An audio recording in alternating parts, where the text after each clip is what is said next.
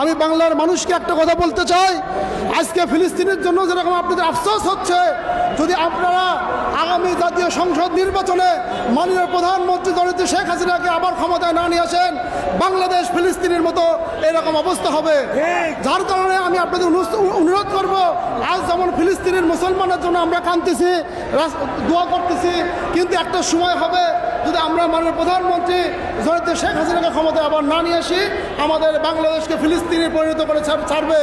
এই জন্য আমি খোদার আহ্বান জানাই বাংলার মুসলমানকে, বাংলার মানুষকে, আমরা বাংলাদেশকে ফিলিস্তিনি করব না, আমরা বাংলাদেশকে ইসরায়েলের মতো তাদেরকে সুযোগ করে দেব না।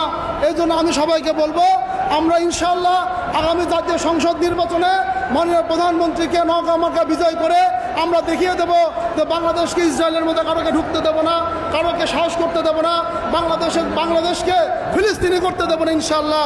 আমি এই জন্য আপনাদের কাছে খোদার আহ্বান জানাই, অনুরোধ করি, বাংলাদেশের উন্নয়ন, বাংলাদেশের মানুষের হেফাজত একমাত্র আওয়ামী লীগের হাতে, একমাত্র মানে প্রধানমন্ত্রী জননেত্রী শেখ হাসিনার হাতে। এই জন্য আমরা আওয়ামী লীগকে নৌকামার্কা প্রতীকে ভোট দিয়ে ইনশাআল্লাহ বাংলাদেশকে হেফাজত করব। এই বলে আমি আমার বক্তব্য শেষ করছি। জয় বাংলা, জয় বঙ্গবন্ধু, জয় বাংলাদেশ আওয়ামী লীগ। আসসালামু আলাইকুম।